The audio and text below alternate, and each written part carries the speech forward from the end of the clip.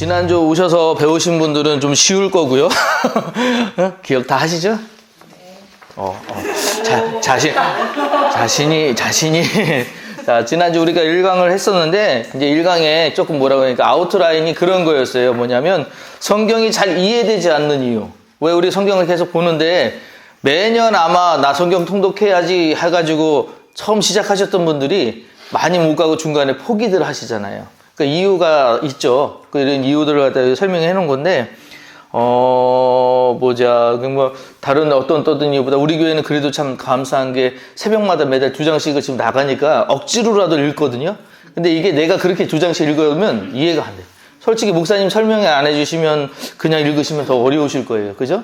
그런 부분들이 있는데, 여기 보면 그래요. 성경의 기존 방식이 3가지가 있는데, 하나는 책별, 또 하나는 주제별, 인물별, 이런 식으로 성경 공부를 해요. 지금 근데 여기 책별이든 주제별이든 인물별이든 다 뭐 하냐? 주제 설교라고 보시면 돼요. 그 설교를 볼 때는, 우리가 설교할 때 제가 그때 한번 설명을 드렸는데, 빨리 쓰면 이렇게 되네. 설교하면은 주제 설교와 그 다음에 강해 설교가 있어요. 근데 지금 문제는 주제 설교도 좋아요. 엄청 좋아요. 그 의미와 그런 또 메시지들이 다 주제 안으로 이렇게 포함이 되기 때문에 좋아요. 근데 주제만 가지고 가다 보면 전체를 이해하는데 조금 어려운 것들이 있어요. 그 주제에서 조금만 벗어나도 저게 그 말이야? 이렇게 될 수도 있어요. 강해 설교는 또 뭐냐? 강해는 이제 그대로, 말씀 그대로 따라가면서 있는 거기 때문에 성경의 1절은 2절은 이런 식으로 따라가는 거기 때문에 어떻게 보면 이해하기 쉬울 수도 있지만 이 강해 설교가 또 뭐냐면 너무 성경에서만 이해하고 다른 것들을 포함하지 않다가 보면 이해도가 떨어져요.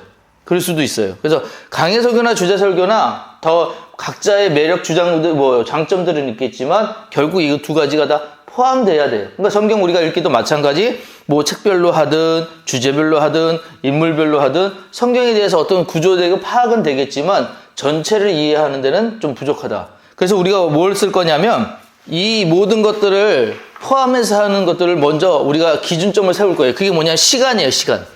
연대기적으로 시간별로 성경이 창세기부터 쭉 해서 요한계시록까지 어느 시기에 어떻게 쓰였고 이런 것들을 먼저 할 거예요. 그래서 시간을 먼저 세워놓고 거기에 이제 뼈대에 말씀을 붙여나가는 식으로 해가지고 이제 이 이야기를 성경 전체를 이야기할 거예요. 그래서 성경의 총 역사가 6,000년인데 6,000년의 역사를 우리는 전부 다 뭐 하냐? 이것들을 갖다가 이 시계적으로 먼저 놓고 어느 시기에 어떤 성경이 어떻게 쓰였고 이런 것들을 먼저 놓고 그 안에서 그런 이야기들을 왜 나왔는지를 배경을 이해를 하는 식으로 해서 전체 구조주로 따라져 나갈 겁니다. 그리고 또 하나, 우리가 이런 것들을 할 때 어려운 게 뭐냐면 지역에 대한 것들이 좀 어려워요. 지역을 우리가 다 이해하기가 어려운 게 뭐냐면 우리는 사는 지역이 아니잖아요. 그러니까 어떤 지역에서 무슨 일이 있었고 이런 배경을 좀 아는 것도 되게 중요해서 그 지역의 이름들과 이름의 뜻과 또 그 지역에 있었던 기후 이런 것들까지도 우리가 오늘 다 같이 이렇게 공부를 하면서 나갈 거예요. 근데 지금 제가 지난주에 한번 따라 그려보시라고 제가 한 거 있죠? 이 그림 있죠? 요거는 개별적으로 연습을 좀 하셔가지고 요걸 보셔도 되겠지만 나중에 내가 기억이 안 날 때 생각 안 날 때 한번 해보시면 좋아요. 그래서 빵에다 포크 집어가지고 닭다리 그려놓고 여기다가 돼지 앞발에다가 뱀이 낼름거리는 거 여기까지 그렇게 이해를 하시면 이거 되게 빨라요. 근데 요 지역들이 되게 중요한 지역들이기 때문에 그렇습니다. 요거를 누가 먼저 하셨냐면 유진수 목사님이라고 계셔요. 그분이 성경탐구 40일 작전이라고 그래가지고 40일 동안 이렇게 했던 그 맥락에서 이제 가지고 온 거예요. 그래서 그분이 하셨던 방법입니다. 자, 이 강을 가시면 이제 조금 그 앞에 보는 이런 내용이었어요. 그래서 큰 내용이 없었어요. 그래서 자, 이 강에 가보시면 이제 뭘 할 거냐면 이제 기후 이런 것들을 좀 따지면서 얘기를 좀 할 거예요. 그래서 제가 지도를 먼저 그렸고요. 자, 처음에 이제 기후부터 할게요. 거기 보면 가나안의 기후 알기 있어가지고 가나안이라는 땅을 지금 얘기를 할 거예요. 근데 이 가나안 땅이 지금 이렇게 지도에서 볼 때는 커 보여서 그렇지 이게 되게 작은 땅이에요. 땅이 굉장히 작은 땅인데 요 안에 지금 엄청난 일들이 지금 벌어지고 있잖아요. 지금 하마스랑 지금 전쟁하는 데가 여기거든요. 가자지구 여기거든요. 여기인데 하여튼 모르겠어요. 여기 지금 어떻게 끝날지 모르겠는데 여기서 지금 계속 싸우고 있고 하여튼 그 지역 여기를 차지하려고 지금 뭐 여기 아랍뿐만 아니라 애굽에서도 올라오고 저기 밑에 나중에는 유럽에서도 내려오고 해서 여기가 굉장히 중요한 땅이거든요. 자, 그렇고 여기에 보면 이 이제 갈릴리 호수하고 요단강 그다음 사해 지중해 이 두 면의 경계를 이루는 지역입니다. 그래서 여기다가 하나님이 지금 여기를 뭐라고 지금 약속의 땅이라고 부르셨어요. 우리가 얘기하는 가나안이라고 하는 이 땅이 약속의 땅이라고 부르셨어요. 그러니까 우리 참 그 얘기 하잖아요. 단에서부터 부엘세바까지. 저도 왜 발음이 안 되네. 단에서부터 단이 어딘지 아세요? 단이 어딘지 아세요? 단? 네. 네, 여기가 단이에요. 여기. 단이 여기 있어요. 그다음 브엘세바는 어디게요? 그게 맞아요. 눈치가 좋으시네. 여기가 브엘세바예요. 그 단에서부터 브엘세바는 뭐냐면 이 가나안 땅을 의미를 해요. 그래서 성경에 보면 이제 이스라엘을 딱 얘기할 때 이스라엘 이렇게 얘기하지 않고 단에서부터 브엘세바까지를 얘기하거든요. 브엘세바로 얘기하는 게 바로 요 가나안 요 땅을 이야기하는 거예요. 그래서 요 땅이 이제 이 표현이 나오면 이스라엘을 의미한다라고 이해하시면 돼요. 자, 그다음에 이 땅이 그러면 왜 중요하냐? 두 번째 보시면 구름 기둥 없이는 살 수가 없는 땅이에요. 그러니까 굉장히 여기가 좋은 땅 같이 보이시지만 안 좋은 땅이에요. 땅이 흙도 척박하고요. 뭐 농사를 짓는다고 해서 좋은 땅이 아니에요. 마사토 아세요? 마사토? 마사토가 뭐냐면 이게 비 오면 이게 뭐 물이 받아줘야 되잖아요. 근데 그냥 밑으로 다 빠져버려요. 이게 그 입자가 굵어가지고 다 빠져버리는데 마사토 땅이에요. 그러니까 물이 있어야 받을 수가 뭐 가둬놓을 수가 없는 그런 땅인데 이런 땅에 척박하고 거기다가 해도 엄청 강해. 그러니까는 물이 거기 있을 틈이 없어요. 다 빠져버리거나 증발해 버리거나.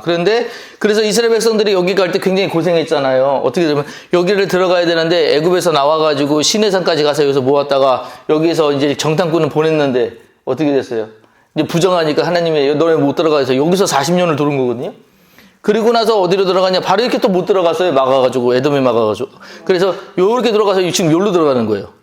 요로 이렇게 들어가는데 이렇게 왔다 갔다 하면서 여기까지 가는 이 시기에 얼마나 덥고 얼마나 힘들었겠어요. 근데 하나님이 그 시기를 뭐로 보냈냐? 구름 기둥과 불 기둥으로 인도를 하셨다는 거예요. 40년 동안은. 그거 아니면 못 살았다는 거예요. 그 애굽에서 나올 때 인원이 얼마인지 아세요? 혹시 기억나세요? 들어보신 거? 네, 200명 이상. 원래 장정만 60만이라고 그러거든요. 그러니까 장정만 60만이니까 여자들도 있을 것이고 노인들, 아기들 뭐 해가지고 200만을 잡는데 200만이 다니는 거 보셨어요? 상상이 안 돼요. 그래서 저도 여기 가기 전까지 200만이 거할 때나도 있을까 생각을 했었어요. 근데 이제 요르단 요 밑에 쪽에 저희가 가봤더니 있을 때는 있어요. 살 수가 없어서 그렇지. 땅이 너무 적박하게 엄청 넓어요. 근데 이 이스라엘 백성들이 거기를 갔다가 산 능선을 따라서 그렇게 계속 40년을 돌아다녔다. 이게 보통 일이 아니었던 거예요. 그래서 하나님의 도우심이 없으면 절대로 그런 일을 할 수가 없는 땅. 그래서 여기 출애굽기 13장 21절에 낮에는 구름 기둥으로 또 그들을 인도하시고 밤에는 불 기둥으로 그들에게 비춰서 주야로 진행하게 인도하셨습니다. 이렇게 했잖아요. 이 말이 있는 이유가 있는 거예요. 그냥 하나님이 그냥 거기가 죽으라면 아마 200만은 다 죽었을 거예요. 예, 그렇지 않은 거죠. 그리고 기온차가 그렇게 좀 심하긴 하더라고요. 저희도 가보니면 낮에는 엄청 더워요. 뜨거워서 돌아다닐 수가 없어. 너무 뜨거워서. 그래서 진짜 우산이나 뭐 모자 없으면 다닐 수가 없는 정도인데 저녁에 또 엄청 추워져요. 그렇게 막 기온차가 너무 커가지고 거기에서 텐트 치고 살았다는 것 자체도 저는 기적인 것 같다라는 생각을 했었어요. 예, 그렇게 하고 자, 그 다음에 이 땅이 또 어떤 땅이냐면 3번에 보시면 하나님이 비를 주셔야만 하는 땅이에요. 아까 방금 말씀드렸지만 흙이 마사토라고 그랬어요. 그러니까 여기는 물을 머금고 있는 데가 많지 않아요. 근데 그 머금고 있는 데가 많지도 않은 분더러 풀이 있는 곳에는 또 한정적이에요. 풀이 있는 곳도 한정적이에요. 그래서 하나님이 비를 주지 않으시면 농사 자체를 지을 수가 없는 땅이에요. 그러니까 하나님이 전적으로 갖다 주고 여기를 개입하지 않으면 이 나라는 안 되는 나라예요. 안 되는 땅이에요. 근데 놀라운 건 하나님이 이 땅을 갖다 뭐라고 보시면 젖과 꿀이 흐르는 땅이라고, 약속의 땅이라고 부르셨다는 거예요. 그게 이제 대단히 중요합니다. 애굽에서 이스라엘 백성들이 나중에 이제 불평하는 이야기 혹시 기억나세요? 애굽에서 우리가 고기 가만 밑에 앉았을 때는 우리가 평안했을 거라고 모세 네가 우리를 불러내가지고 이렇게 다 죽게 됐다. 애굽이 어떤 땅인지 아세요? 애굽은 왜 좋은 땅이었냐면 애굽의 문화가 굉장히 먼저 발전을 했잖아요. 이유가 뭐였냐면 나일강 때문이에요. 예. 나일강이 엄청나게 이 강이 굉장히 커요. 우리 금강은 비할 게 아니에요. 우리 금강은 색강이야, 거기 비하면. 엄청나게 큰데 그 길이가 600km나 돼요. 그러면 600km라고 그러면은 우리가 여기서 부산까지가 몇 킬로예요?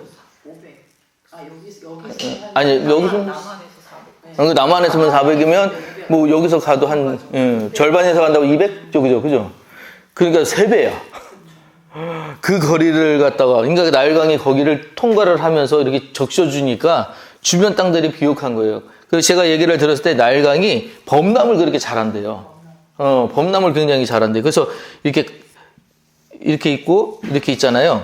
그러면 강이 이렇게 흐르고 있잖아요. 범람을 하면 이렇게 여기 밑에 있는 흙들이 이 범람할 때 이렇게 다 한 번씩 뒤집어져가지고 이렇게 올라온대요. 그럼 이렇게 퍼지잖아요.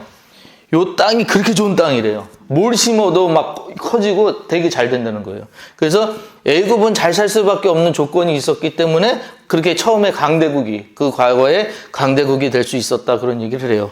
그리고 이 땅이 애굽에 있는 이 나일강이 약간 고지대인가 봐요. 다른 애굽의 땅들보다. 그래서 우리가 왜 관계수로 하잖아요. 이렇게 그래서 물 이렇게는 관계수로 할 때 그 우리는 이런 어떤 시설을 만들어서 물을 끌어다 대고 이렇게 되는데 여기서부터 발로 이렇게 밟아가지고 땅을 이렇게 하잖아요. 그 물기를 이렇게 내잖아요. 그러면 발로 밟아가면 어디든지 간대요. 그 정도로 이렇게 어디든지 이렇게 해서 밟으면 물이 쭉 따라와가지고 될 수 있을 정도로 물이 비옥하고 쫙 흘러갈 수 있는 그런 조건이 있었대요. 그러니까는 애굽이 잘 살 수밖에 없었던 거예요. 놀라운 거 하나님이 요셉을 이 땅에 보내서 총리를 만드셨다는 거는 진짜 너무 대단한 일이죠. 그죠? 이러지 않았으면 진짜 이스라엘이라는 민족은 없었던 거죠. 예. 거기 가가지고 그런 이렇게 놀라운 일들을 하게끔 하셨다는 거예요. 자, 그래서 이런 땅, 여기는, 그래서 애굽하고 항상 이제 반대가 되는 이스라엘 땅, 여기 너무 척박한 땅이거든요. 이스라엘 백성들이 들어가자마자 불평불만 할 수밖에 없는 이유가 여기서는 그래도 뭐라도 하잖아요. 만약에 이렇게 우리가 아무리 노예였지만 자기들이 또 힘 좀 내고 뭐 하고 그러면 자기들이 해 먹을 거는 할 수 있었단 말이에요. 여기는 가서 뭐 해 먹으려고도 할 수가 없는 땅이에요. 그러니까 하나님 비 안 주시면 농사를 질 수가 없어. 그러니까는 이 사람들이 불평불만이 나올 수밖에 없는 상황이었다는 것이죠. 자, 그리고요.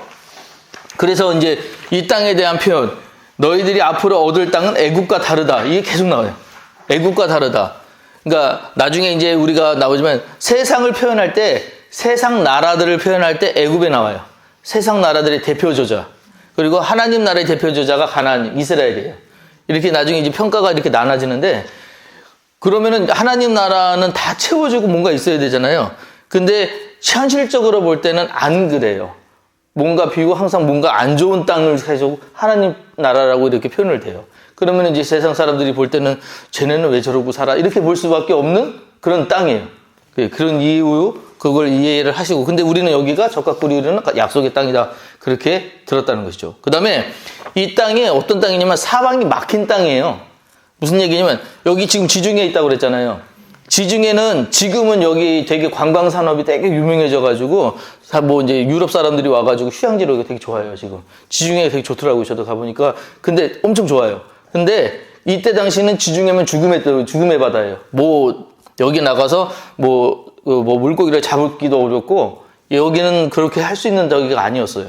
그러니까 여기 가면 죽는다는 생각으로 여기는 아주 죽음의 바다 이런 생각이었기 때문에 여기는 갇힌 거예요. 이 사람들 사실은. 이스라엘 백성들이 입장에서 볼 때는 뒤로 갈 수 없는 거. 배산임수가처럼 뒤에 이제 임전무태구나. 죄송합니다. 임전무태처럼 여기 들어가면은 갈 수가 없는 거예요. 어디 갈 수가 없어요. 또 위로 올라가면 뭐가 있어요? 수리아, 아람이 있어요. 아람. 그러니까 올라가면은 수리아가 있고 밑으로 내려가면 뭐가 있어요? 애굽이 있죠. 그러니까 사방이 다 막혔어. 여기는 또 갈릴레오 요단강이 있고 여기 그러니까 이 안에 들어가면은 사실은 막힌 땅에 들어가는 거예요. 그러니까 아무리 봐도 세상적으로 볼 때 여기는 적과 끓이는 땅이 아니라 뭔가 고립이 되고 어려운 땅이고 힘든 땅이라는 거죠. 그런데 여기에 들어가게끔 하셨다는 거. 그 다음에 이 땅이 또 우리가 알는 좋은 땅이 아닌 또 이유가 뭐냐면 5번인데 세상에서 가장 낮은 땅이에요. 세상에서 가장 낮은 땅. 땅 밑으로 400m나 들어가 있는 땅이래요. 여기가 그러니까 해 수면보다 400m 밑에 있는 땅. 여기 갈릴리가 해수면보다 212m 낮은 땅. 그러니까 둘 다 내려가 있는 땅이에요. 이렇게 낮은 땅이고 이 땅에 유일하게 평야들이 있어요. 여기 평야 보면 여기 보면은 이쪽에 이렇게 평야들이 이렇게 있거든요. 이렇게 세 개로 나눠져요. 그 위에는 야코 평야, 그 다음에 샤론, 그 다음 밑에가 샤론 평야, 그 다음에 블레셋 평야 이렇게 나눠지거든요. 그 야코 평야는 아코라고 좀 써있죠. 아셀 평야라고도 해요. 여기를 아셀 평야라고도 얘기를 하는데 이 아셀 평야에서는 그나마 채소도 이런 거 되게 잘 자라요. 그 여기 위쪽에 가면 위쪽으로 갈수록 그래도 기운이 낮고 여기는 풀 같은 게 좀 많아요. 그래서 여기에서 나는 그 사과가 되게 맛있거든요. 엄청나요. 근데 사과가 거기서 이제 주는 사과를 봤는데 엄청 뭐라고 그럴까요? 저는 사과라고 그래서 저기 엄청 우리는 이만하잖아요. 봤는데 대추만한 걸 주는 거예요. 대추만한 거죠. 이게 무슨 사과야 그래가지고 이제 사진 찍어가지고 이렇게 가져왔었었는데 거기 안에 앉아가지고 이렇게 앉았는데 먹어보래요. 그래가지고 이게 뭐 대단하겠어요. 먹었는데 너무 단 거예요. 그래서 왜 이렇게 다냐고 그랬더니 기후가 항상 덥잖아요. 더우면은 그 단 게 응축이 된대요. 응축이 돼서 더 달아진대요. 그래서 이제 여기 대추야자도 유명하지만 그 사과도 되게 유명한데요. 그래서 그 사과 같은 게 많이 나는 게 바로 여기예요. 거기 채소 이런 것들이 잘 자라고 그 밑에는 이제 샤론 평야가 있어요. 샤론 평야는 우리 지난주에 제가 말씀드렸죠. 샤론의 꽃 예수할 때 그 샤론 꽃인데 샤론의 꽃이 뭐라고 그랬어요? 아네모네. 아네모네라는 그 꽃이 있어요. 그 이거를 우리 해석으로는 백합이라고 했어요. 그래서 저는 가기 전까지 백합을 생각하고 갔었어요. 나팔처럼 생긴. 근데 갔더니 아네모네라고 해서 빨간 꽃이 있어요. 그거 너무 이쁜 꽃. 한번 아네모네 치면은 인터넷에 되게 많이 나오거든요. 한번 보셔요. 지금 보면 백합하고는 전혀 상관없는 이게 왜 백합이야? 라고 하는 그런 꽃이 나와요. 그 해석을 할 때 왜 백합과를 그게 어떤 뭐 종류로 같은 적인지는 잘 모르겠습니다. 어쨌든 간에 무궁화가 영어로 샤론 오브 로즈인가 그렇더라고요. 어떤 거요? 무궁화. 무궁화가? 네. 아. 샤론 오브 로즈 글쎄요. 그까지는 잘 모르겠네. 어쨌든 네네네. 그게 되게 작아요. 요만하게 꽃몽어리까지 해서 요만한데 이게 온 저기 밭에 쫙 펴 있으면 너무 이뻐요. 네. 네. 저게 너무 이뻐요. 예. 제가 갔을 때가 우리가 그때 언제 갔지? 2월 달인가? 3월 달이 갔는데 그때가 한창 그 꽃이 우기거든요. 한창 우기 그래서 그 꽃이 필 때에 갔는데 그래서 저는 저걸 보고 왔는데 한 목사님 못 보고 오셨다는 거. 아쉽다. 네, 그래서 저거 그 사모님한테 보내드렸더니 엄청 좋아하시더라고요. 자, 그 다음에 여기 샤론 평야가 바로 그런 게 유명했고요. 그 다음에 밑에 보면 거기는 이제 블레셋 평야라고 있었어요. 근데 여기 블레셋에는 유명한 게 하나 있어요. 보리가 유명했대요. 근데 보리가 유명하니까 자연적으로 뭐가 만들어졌느냐면 맥주가 만들어졌다고 해요. 그래서 어떤 사람들은 맥주가 여기가 뭐라고 그래? 근원지? 그렇다고 얘기를 하는데 찾아보니까 BC 5000년에서 7000년 전에 메소포타미아에서 먼저 맥주가 만들어졌다고 해요. 메소포타미아면 이쪽이거든요. 예, 그렇죠. 그런 뭐 지구니까 지구는 든 거니까 뭐 그렇게 볼 수도 있어요. 그래서 여기가인지 여기인지 그런 정확하지는 않은데 어저께인가 왜 외국인 애가 뭐 위대한 가이드인가? 거기에서 애굽편 나왔을 때 나온 친구가 애굽이 또 저기라고 그러대요. 맥주의 근원지라고 얘기하대요. 그래서 다 자기네가 근원지라고 얘기하는데 어찌됐든 간에 이런 얘기가 있어요. 여기가 보리가 많이 나다가 보니까 거기서 여기가 맥주의 그 근원지다라고 하는 분들도 계시대요. 어쨌든 간에 이게 언제 발견되냐면 최초의 증거가 BC 3500년경에 요 지역에서 맥주를 지을 때 짓던 그 도기 같은 게 발견이 됐대요. 그래서 그런 걸 얘기를 하면서 맥주가 제일 먼저 요 블레셋 지역에서 만들어졌다 이렇게 얘기하는 사람들이 있다고 합니다. 자, 그리고요.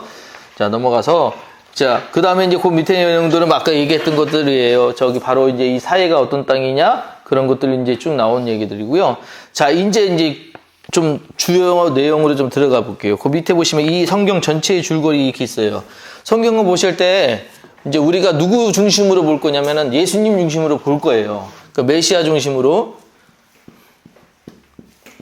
자, 그래서 1번에 우리가 구약을 볼 때는 어떻게 보시냐? 구약 볼 때는 오실 메시아예요. 오실 메시아.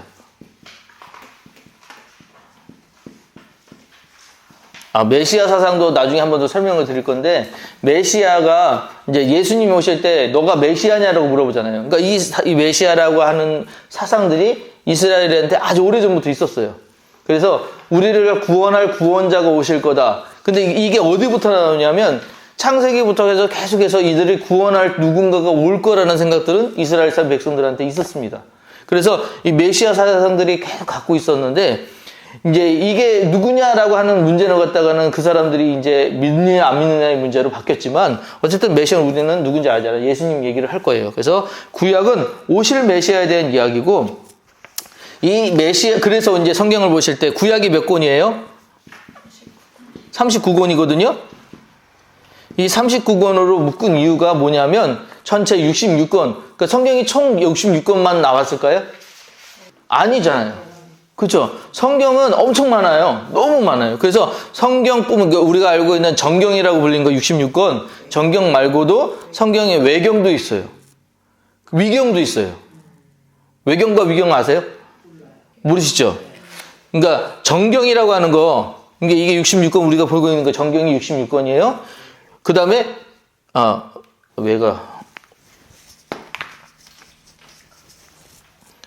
외경이라고 있어요. 외경은 뭐냐? 성경 66권에 들어가지 못한 성경들, 그것들이 있어요. 그 다음에 위경이 있어요. 성경처럼 썼는데 성경이 아닌 것들. 그러니까 성경인 줄 알고 읽었는데 아닌 것들, 그런 것들이 있어요. 이게 엄청나게 많다가 보니까 이 하나님의 말씀에 대해서, 메시아에 대해서 이 생각들이 너무 난립을 하는 거예요. 그래서 니케아 공회에서 뭘 했냐면 정경을 만들자. 그래서 이제 의견들을 모으고 거기서 기도를 하면서 이분들이 성경을 하나씩 모아서 만든 게 39권, 구약의 39권, 신약의 27권, 이렇게 된 거예요. 그게 66권, 우리가 지금까지 보는 성경이 된 겁니다. 그래서 이런 이야기들, 이 39권의 주된 목적이 뭐냐 하면 메시아가 오시게 된 이유에 대해 이야기하는 거예요. 그러면 잘 생각해 보세요. 우리가 창세기 때부터 왜 아담이 잘한 이야기는 하나도 없을까요? 아담이 잘한 거 없어요? 아담 잘한 거 한번 생각해 보실까요? 아담이 하나님 만들었잖아요. 잘못만 했어요? 그가 큰 잘못을 했어요. 선악과 따먹은 거. 근데 그것만 있어요? 그렇죠. 제가 지난주에 설교했었죠. 아담이 하나님이 시키신 일도 했어요. 동물들한테 이름을 지어주지 않았으면 이름이 안 생겼잖아요. 그 동물들을 자세히 살피지 않았으면 이름을 못 지었죠. 그러니까 자기 일들에서 못한 사람이 아니야. 잘했던 사람이야. 근데 그가 성공한 사람이에요? 실패한 사람이에요? 실패한 사람이에요. 그 실패를 성경이 계속 보여줘요. 창세기가 만약에 어떤 성공의 책이라 하면 이렇게 해야 된다는 걸 보여줘야 되잖아요. 그렇죠? 근데 그런 역사가 아니라 계속해서 실패한 얘기예요. 노아의 이야기는 또 어때요? 노아가 성공한 이야기예요? 노아가 성공한 이야기예요? 아니에요. 노아가 생존한 이야기예요. 그렇죠? 노아가 어떻게 살아남았는가 하는 이야기예요. 그러면 왜 그가 살아남을 수밖에 없는가? 세상이 악했거든요. 너무 세상이 악하니까 그 노아 하나가 겨우 살아남았는데 그 이유가 뭐냐? 하나님 때문에 살았다. 그게 주제잖아요. 그죠? 그렇게 노아 이야기도 그렇고 아브라함 얘기도 마찬가지잖아요. 그럼 아브라함 때문에 나중에 어떻게 돼? 아브라함이란다. 요셉의 이야기도 그렇잖아요. 요셉 때문에 나중에 민족이 살게 되잖아요. 그럼 요셉이 성공한 이야기예요? 또 생존의 이야기였어요. 어떻게 살아남았느냐는 얘기. 이해되시죠? 그런 이야기가 성경 39권에 계속 나오는 거예요. 그래서 사사기도 그렇고 나중에 뒤에 가면 선지서도 그렇고 지금 얘기가 뭐냐면 이스라엘 백성들이 계속해서 실패한 걸 보여줘요. 그러면서 계속 찾는 게 뭐냐? 메시아가 언제 오셔요? 그래서 구약에 이제 우리 메시아가 오셔야 된다라는 것들을 계속 부각시켜요. 그래서 오실 메시아에 대한 이야기를 왜 메시아가 오실 수밖에 없느냐 그 이야기를 계속 하는 게 이 구약의 이야기라고요. 그럼 전체적인 어떤 이해는 되시죠? 그 성경을 그 시각에서 보시게 되면 성경에서 이렇게 하라는 게 아니구나라고 하는 그때 보여요. 그때 보이기 시작하고 또 하나 뭐냐면 하나님이 뭐냐면 그들에게 계속해서 뭘 보내시냐면 이렇게 살아야 돼 하고 주시는 게 말씀이에요. 하나님 말씀을 주셔요. 그리고 이 말씀을 너 이렇게 살아라 하고 하는 걸 주시면서 이 기준을 계속 세우는데 사람들이 이 기준이 계속 못 미쳐요. 계속 못 미쳐서 실패하는 이야기들이 계속 보여줘요. 그러면 여기에 성공한 사람은 없었냐? 있어요. 그 성공한 사람들의 이야기가 이제 한두 명씩 나오는 게 우리가 알고 있는 그 유명한 사람들, 뭐 아브라함이니 뭐 이런 사람들의 이야기인 거예요. 이해되시죠? 네. 어려워요? 여기까지? 이해되시죠? 네. 그렇게 해서 이제 구약의 전체적으로는 뭐냐? 전체적인 메시지가 뭐냐? 오실 메시아에 대한 메시지. 메시아가 올 수밖에 없는 이유. 그쵸? 그 이야기라는 거예요. 그래서 여기 뒤에 보면은 짧게 출애굽기는 뭐고 뭐 이런 식으로 나와 있는 것들이 있어요. 그냥 보시면 이제 이해가 되실 거예요. 그죠? 자, 그 다음에 구약이 그렇게 해서 오실 메시아의 이야기였다면 신약은 뭘까요? 이야, 딱 이번에 신약은 오신 메시아예요. 그죠? 자, 신약에는 이제 오신 메시아의 얘기인데 그 시작에 보면은 그래서 우리 마태복음 되게 중요한 게 마태복음 1장 1절에 뭐라고 써요?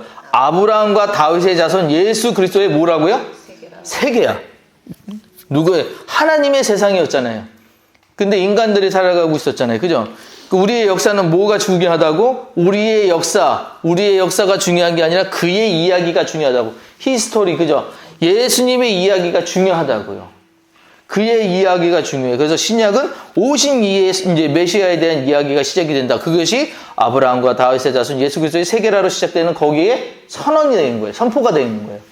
우리의 신약은 뭐다? 이제 메시아의 이야기야. 오신 메시아. 그러니까 예수님이 어떻게 하셨나를 이제 보여주는 거야 하면서 이야기를 할 거예요. 자, 그러면 우리 지난주에 잠깐 얘기를 했었는데 공간복음 있잖아요.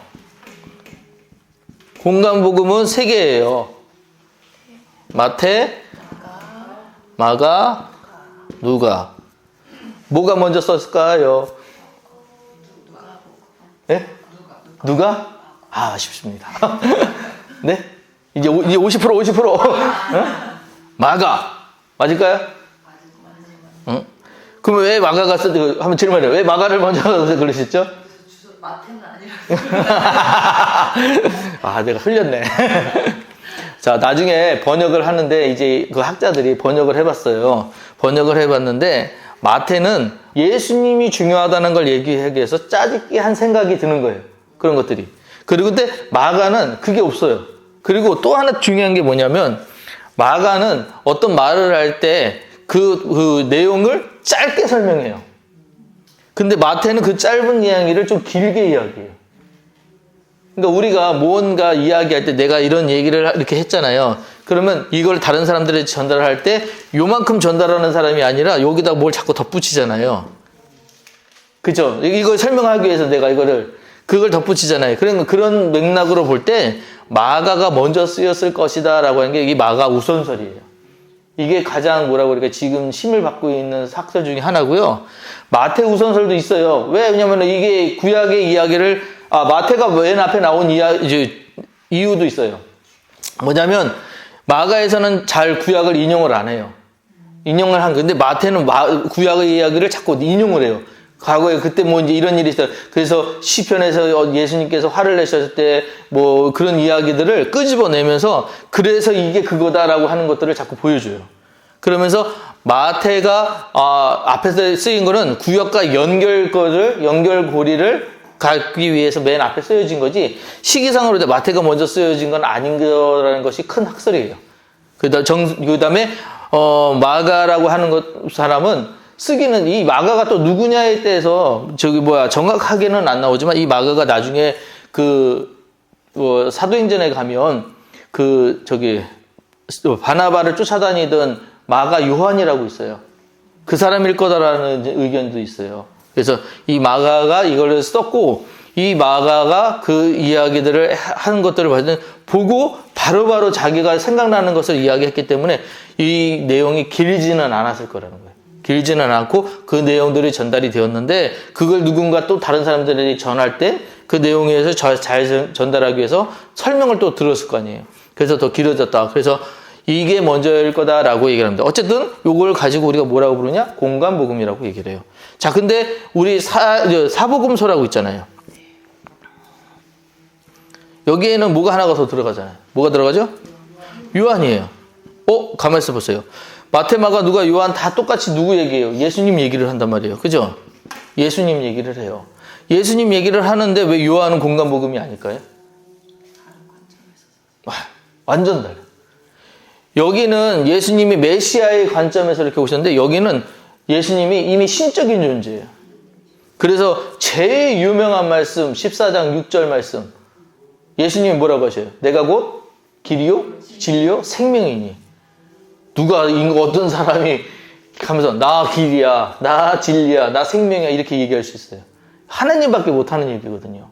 그러니까 여기는 좀 다른 시점에서 이거 완전히 하나님이다라고 하는 걸 인정하는 시점에 썼기 때문에 달라요. 여기까지 이해되셨죠? 그러니까 신약이 요 내용들이 이 내용들이 사실은 역사기로 볼 때는 요 다음에 사도행전까지만 하면 끝나요. 역사는 되게 그렇게 길진 않아요. 여기에 말씀드린 대로 사도행전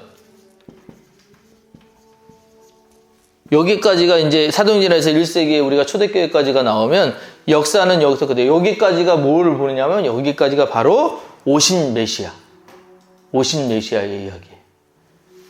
이해되시죠? 자, 그 다음에요. 이제 3번 넘어갈 거예요. 3번 나를 벗어나기인데 뭐라고 잘못 썼다. 뭐라고 써있어요?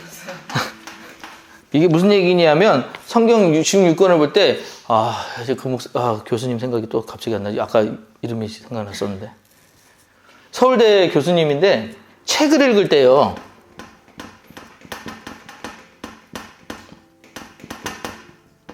두 가지가 있대요. 하나는 따져서 읽기, 따지면서. 그 다음에 두 번째는 빠져서 읽기. 이해되시죠? 자, 성경 볼 때 우리가 제일 먼저 뭘 해야 되느냐면 사실은 따져야 돼요. 이게 맞는 거야? 진짜야? 따져야 돼요. 이거 근데 이제 정통적으로 교회에서 뭐냐면 아니야 성경은 덮어놓고 믿어야지. 성경 말씀인데. 근데 아까도 얘기했지만 구약의 말씀 그렇게 믿으면 메시아 얘기가 안 나와요. 자칫하다가는 우상 숭배한 이스라엘 백성들이 잘하고 있는 줄 보여. 그래서 따져야 돼요. 따지면서 읽어야 돼요. 근데 성경 전체를 볼 때는 빠져서 읽어야 돼요. 빠져서 읽는 게 뭐냐?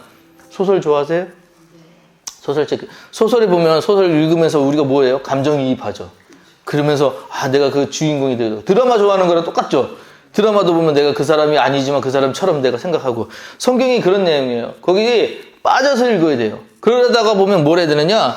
내가 생각나는 순간 내가 그 가운데 중심이 되는 순간 역사를 보는 눈들이 완전히 바뀌어요. 달려져 버려요. 그러니까 성경이 이해해야 되는 것이 아니라 이런 것들이 나하고 무슨 상관이야 라고 하는 것들이 보이기 시작한단 말이에요. 그래서 나라는 것들을 일단은 벗어나야 돼요. 이건 누구의 관점으로 해요? 전적인 하나님의 시점으로 성경은 쓰여진 거예요. 그래서 모든 성경은 하나님의 감동으로 되어 있다라고 얘기한 게 그 이유예요. 그러니까 성경의 모든 내용이 저자가 벌써 40명이고 그 시기만 해도 6,000년이고 엄청나게 많은 사람들이 이 성경을 썼잖아요. 근데 그 성경에 쓴 내용들이 같이 66권으로 모이게 된 이유는 하나는 주제가 같다는 거거든요. 근데 이 주제 같은 것들을 갖다가 우리가 아까 제가 설명드리다가 참 많은 게 있는데 외경이라고 하는 것들은 뭐냐면 우리가 아까 얘기했지만 정경에 들어가지 못한 66권에 들어가지 못한 성경이라고 그랬어요. 실제 이제 천주교에서는 외경이 들어가 있는 데가 있어요. 외경이 들어가 있는 데가 있어요. 근데 그 외경의 이야기를 읽다가 보면은 막 간간한 이야기가 막 나와요. 근데 그게 성경의 이야기예요? 그거 아니거든요? 그런 것들이 왜 저게 그렇게 묶이게 되냐? 그 사람들이 보는 시각에서는 그 주제가 맞다고 생각을 하는 거고, 우리가 볼 때 그게 아니다라고 하는 것들이에요. 그러니까 주제를 볼 때 같은 맥락이냐 아니냐 보는 것도 굉장히 중요하거든요. 그래서 우리가 지금 시간별로 우리가 성경 전체를 꿰겠지만 그 성경 전체의 그 과정 중에서 어떤 시각으로 봐야 되느냐 하는 것도 되게 중요한데 그 시각이 누구의 시각이냐? 하나님의 시각으로 볼 거라고요. 하나님 보시기에 어떻을까? 하나님은 도대체 이런 것들을 왜 하셨을까? 이게 우리가 가져야 될 관점이라는 거예요. 그래서 자, 이렇게 나가는 것들, 이렇게 해서 우리가 생각하고 나가는 것들을 이제 계속해서 할 거고요. 자, 뭐 어떤 분들은 그래요. 내가 성경 읽으면서 나는 뭐 따지면서 읽어도 따지면서 읽는 거 좋아해라고 얘기를 하면서도 사실상 안 따지고 덮어놓고 믿는 경우들이 있어요. 왜 그렇게 되느냐? 아까 우리가 처음 시작할 때 했던 얘기랑 똑같아요. 성경의 전체적인 역사가 너무 길다가 보니까 그 성경의 전체를 이해하기 어려워서, 둘째 용어나 지역적인 것들을 몰라서 오해하는, 곡해하는 경우들이 있어서 그런 것들. 그래서 우리가 잠깐 얘기 나눴지만 샤론의 꽃 예수에서 백합하니까 우리는 백합 그런 거 생각하지만, 우리가 안 가봤을 때는 그런 백합이지만 진짜 성경에 가보니까 아네모나 그러면 전혀 다른 백합이잖아요. 그런 부분들이 있다는 것이죠. 그래서 그런 것들을 잘 이해를 해가면서 성경 읽는 것도 중요하다. 그래서 그런 것들이 따지면서 읽는 방법. 하지만 성경 전체를 볼 때는 우리가 빠져서 하나님은 도대체 왜 이렇게 하셨을까라고 하는 것들이 중요하다라고 하는 것들이. 자, 그래서 이렇게 공부하는 것이 이제 우리가 앞으로 해나갈 일들입니다. 질문이요. 성경에 대해서 혹시 여기까지가 지금 오리엔테이션이에요. 다음 주부터는 이제 머리 아픈 거 들어가요. 이제 뭐 다음 주에 한 번 더 설명드리겠지만, 다음 주에 이제 우리가 연대기적으로 들어갈 때가 보면 그게 꼭 이렇게 해서 이렇게 해야 되는구나라고 하는 것들이 욥의 이야기나 아니면 왜 얘기냐, 요나 이야기나 막 이런 것들이 막 지금 우리는 그냥 앞에서부터 창세기부터 쭉 나오니까 그 다음 시대인 거 막 그러잖아요. 사실 그 누구시죠? 나오미 나오는 게 룻기는 족장시대 이야기거든요. 근데 어디 나와요? 사사기 뒤에 나오거든요. 그러니까 연대기적으로 볼 때는 족장시대면 한참 전인데 그게 사사기 쪽이 나오니까 그때 시대를 오해를 한다고요. 근데 풍습이 그때랑 완전 달라. 그러니까 그렇게 이해를 하면 안 돼요. 그때는 왜 이렇게 그때 기업을 물을 자에 대한 생각들이 모였으며, 그 다음에 왜 그 계대로 이렇게 사람들이 이렇게 왜 결혼할 때 형이 없을 때 동생한테 결혼하고 뭐 이런 것들을, 이런 이야기들이 왜 나오게 되었는가? 당시는 그것들이 문화였어요. 사회고. 지금 우리가 할 때도 우리의 문화를 우리 다음 세대가 이해 못하듯이 이걸 갖다가 지금 그렇게 우리 식으로 이해하다가 보면 오해 같은 게 막 생겨요. 그 제일 먼저 하는 게 뭐예요? 왜 하나님이 자꾸 이스라엘 백성들은 자기만 보호하시고 다른 백성들을 이렇게 쳐내시는가? 그 기준이 아니에요. 왜 하나님이 다른 민족도 이방민들을 다 쳐내셨는가? 그게 아니라 그들이 왜 하나님의 법에서 멀어지게 되었는가가 그게 더 중점이에요. 그러니까 하나님이 법을 세우셨잖아요. 하나님이 십계명 세우시고,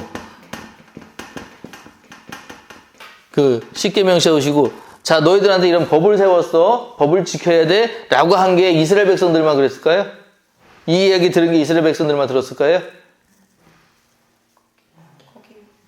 거기서는 그랬겠죠. 근데 이 이야기, 십계명에 들은 거. 거기 이제 우리가 오해하시면 이스라엘 백성들이 출애굽에서 나온 게 아까 200만이라고 그랬잖아요. 거기 이방인들 있었을까요? 없었을까요? 있었죠. 그쵸? 그럼 이방인들 들었어요? 못 들었어요? 알겠죠? 그럼 본인들이 아니까 이 십계명을 우리가 들으니 하나님이 이런 것을 명령하셨다라는 것들을 후손들에게 또 가르쳤겠죠. 그죠? 그런데 이 십계명이 이스라엘 것만 아니잖아요. 그렇게 되면 모든 민족들에게도 이 이야기가 들어갔을 거란 말이에요. 근데 이제 무슨 차이가 생기기 시작했냐면 십계명을 지키는 자들과 지키지 못하는 자들이 생기기 시작한 거예요. 그 기준이 되는 이 십계명. 그래서 말씀을 따라간 사람들이 어떻게 되느냐를 보여주는 게 성경의 이야기라고요. 그래서 아브라함 얘기 이따가 나중에 이제 여러분들 성경 보시면 알겠지만 아브라함이 제일 잘한 게 뭐냐면 말씀을 따라갔고라는 표현이 나와요. 말씀을 따라갔고. 그러니까 하나님이 뭘 먼저 이런 명령을 내리셨을 때 그 명령을 따라가는 사람들이 있었다. 그게 이스라엘이야. 그래서 나중에 이제 야곱 얘기할 때 야곱의 이름을 이스라엘이라고 부르잖아요. 그 이름을 바꾼 이유가 뭐냐면 이제는 그 이름을 부르는 자들이 이스라엘이라는 거예요. 그게 참 이스라엘이라고 하는 거예요. 그전에는 어떤 거냐? 그 혈통으로 이스라엘이었는데 그 말씀을 듣고 그 말씀대로 살아가는 사람들이 이스라엘이다. 그러니까 민족에 상관이 없어요. 민족에 상관이 없어요. 그래서 이거 가지고 나중에 사도행전에 싸우잖아요. 혈통으로냐 아니면 육정으로냐 아니면은 그게 무슨 할례로냐 해가지고 할례 다 받아야 된다 이런 거 갖다 싸웠는데 아니 바울이 가서 너무 답답하게 그러면 그게 아니라는 거예요. 하나님의 명령이 그게 아니었다는 거예요. 근데 우리는 자꾸 그런 걸 만들잖아요. 근데 우리 교회도 교회가 잘못하는 건데 어떤 전통 만들어 놓으면 여기에 꼭 지켜야 된다고 생각하고 이거 잘못하면 큰일 난다고 생각해요. 근데 시대를 따르고 그 상황에 따라서 좀 변할 수 있다는 것을 우리 염두하셔야 돼요. 우리 지금 드리는 예배 아마 그 초대교회 사람들이 보면 깜짝 놀라지 않을까요? 쟤네 저렇게 경건하지 않아 하고 쟤네는 어떻게 저렇게 예배를 드려.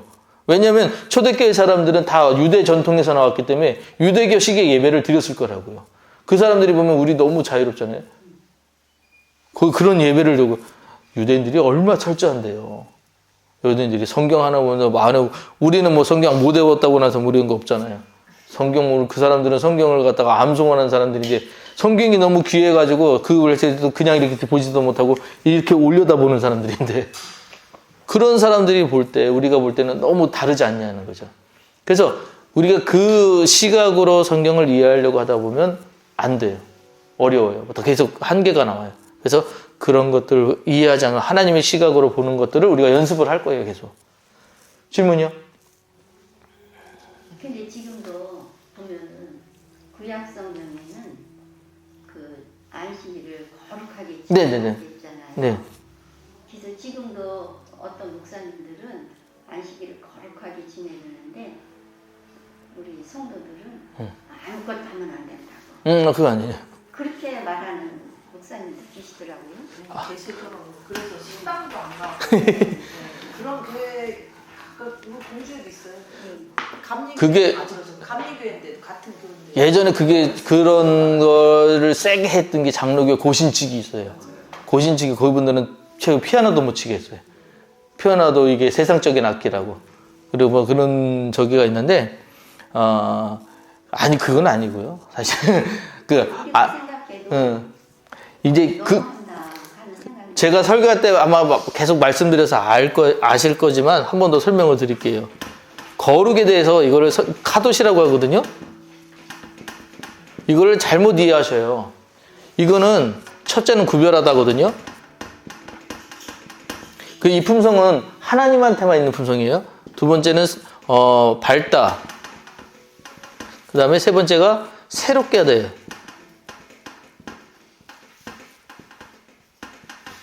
이게 카도시예요. 이게 하나님의 품성인데 우리가 이제 거룩이라는 거 안식일을 거룩하게 지켜라라고 했을 때 그런 내용들을 잘 생각하셔야 되는 게 뭐냐면 어쨌든 첫째 뜻은 구별이니까 안식일은 다른 날과 다르다. 그래서 우리가 예배를 드리잖아요. 그렇죠? 우리의 안식일 때 뭐 세상에서 보는 안식일이 아니라 우리가 안식일에 구별해서 예배를 드리는 날이다라는 건 맞아요. 그런데 거기에 밝음이라는 걸 우리가 꼭 생각해 보셔야 되는 게 뭐냐? 내가 안식일을 지키기 위해서 어떠한 제도 때문에 힘들어하고 고통스럽고 어렵다고 하면 그게 밝은 거예요, 어두운 거예요? 그렇죠. 그러니까 카도시랑 반해지는 거예요. 그러니까 그 설명을 내가 나중에 한번 좀 잘 드려야 되는데 이거 오해하지 말고 잘 들어보세요. 과부의 두렙돈이라고 있었어요. 이거 목사님이 따르게 설교하셔가지고 내가 지금 말하기가 좀 이 두렙돈 할 때 예수님하고 제자들이 이거 바라보고 있으면서 뭘 얘기를 하면 이 헌금사건에 땅그락 하면서 성전세 내고 들어가는 모습이었거든요. 그리고 내리고 들어갈 때 과부가 이 두렙돈을 할 때면 자기에게 있는 것 중에 많은 것을 내고 들어갔단 말이에요. 그래서 우리는 하나님한테 헌금할 때 우리한테 많은 것들을 드려야 된다. 최상의 것을 많이 드릴 수 있을 때 드려야 된다라고 이걸 설명을 해요. 그렇게 생각하셔요? 어머, 안 그러셨어요? 헌금 안 하세요? 아니 그렇게 하기 위해서 가을이 거야. 자. 돈을 그냥 신뱅이로 자, 맞아요.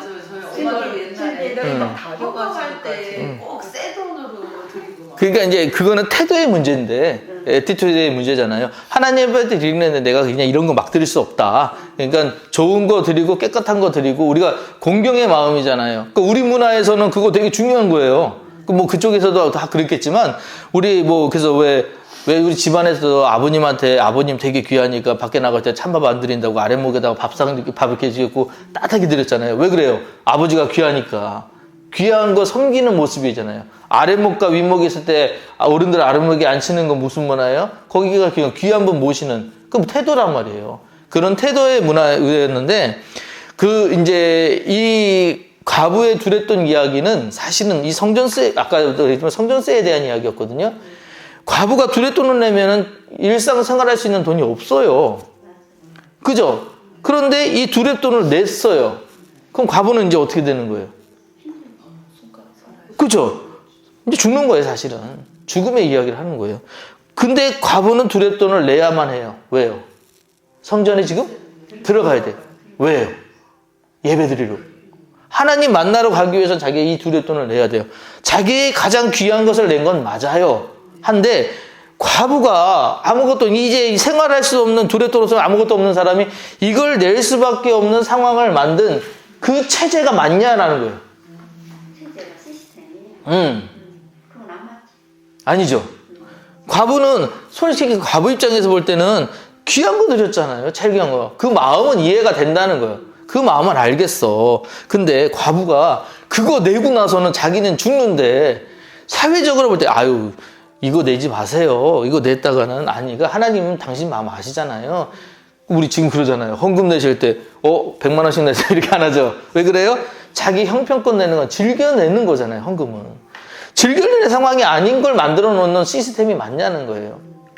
이게 뭐랑 연결돼? 나중에 면죄부예요. 면죄부. 그게 나중에 뭐예요? 너 아버지가 죄 졌어. 근데 지금 천국에 못 가. 그 죄를 갖다가 유일하게 씻는 거는 네가 헌금을 많이 하는 거야. 헌금해. 그러면 천국 갈 수 있어. 만들어 놓은 시스템이 뭐예요? 이 얘기예요. 이해되셨어요? 근데 이거를 그러니까 어떻게 우리가 어느 쪽에다가 좀 뭐라고 그럴까 마음을 두고 생각을 하느냐에 좀 달리 보이는 내용들이 이런 것들이 있기 때문에 좀 조심스러워요, 사실은. 예? 이것도 이게 진짜 힘든 것 같아요. 지금 다시 하는데 부흥 강사님들도 와서 꼭 옛날에는 그 얘기 했어요. 그리고 집 팔아서 헌금하고. 근데 이런 그러니까 뭐 교회질 때는 그러니까 그것도 이제 제가 제가 사회주의자도 아니고 교회를 저도 갱신하자는 갱신 그런 것도 아니지만 카도시에 대해서 너무 잘못 생각하고 있는 게 아까 이제 밝다했죠. 그다음에 새롭게 하다고 그랬죠. 과부가 두랫돈 하면 새롭게 됐을까요? 잘 생각해 보세요. 이제 성전 들어간다고 자기 있는 가글 많은 것들을 냈어요. 이제 다시 세상으로 들어왔어요. 손가락 빨아야 돼요. 그게 새로워져요? 고통스럽고 고민, 이 사람은 어쩌면은 정말 안 좋게 얘기하면 세상에 그렇게 살다가 죽었을 수도 있잖아요. 못 먹어서. 그런 체제를 만들어 놓은 교회가 맞냐는 거예요. 카도시와 그게 거룩이냐는 거예요. 우리 거룩은 뭐냐면, 야, 이거 거룩한 거야. 이거 만지면 안 돼. 거룩한 거야. 거기 밟으면 안 돼. 거룩한 거야. 거기 함부로 하면 안 돼. 이런 거 거룩이잖아요. 구별은 맞잖아요. 구별은 맞아요. 근데 거룩이라고 하는 의미에서 그에서 거기가 밝아지냐는 거예요.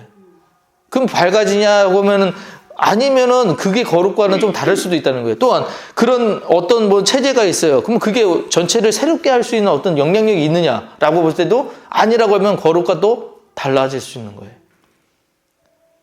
그래서 그런 내용들이 있기 때문에 우리가 안식일을 거룩히 지키라 할 때 안식일의 개념도 그렇게 보셔야 돼요. 거룩히 하니까 구별해야 되는 건 맞아요. 근데 이 안식일을 지키기 위해서 내가 오늘 직장 생활을 하는데 나 없으면 누군가 와서 일을 해야 돼. 그죠? 이 누군가 와서 일을 해야 돼. 근데 내가 그 사람한테 부탁은 할 수 있겠어. 근데 그 사람은 고생을 더 해야 되잖아요. 그런 게 미안해. 근데 안식일을 어겼어. 그럼 난 죄인이에요? 아니, 그러니까 우리가 죄라는 걸 볼 때도 나중에 아마 이해를 하겠지만 관역에서 벗어났거든요. 하지 말란 것을 한 거잖아요. 하나님 뜻에 하지 말란 걸 했으니까 그럼 난 죄인이냐라고 했을 때 그런 어떤 세상적인 관점과 뭔가 어떤 기준으로 삼았을 때 율법으로 볼 땐 죄인이에요. 율법으로 볼 땐 죄인이지만 율법이 아닌 하나님의 사랑으로 볼 때는 뭐가 되느냐는 거예요. 그거를 따뜻하게 되느냐 밝아지느냐라는 차이로 보셔야 된다는 얘기죠.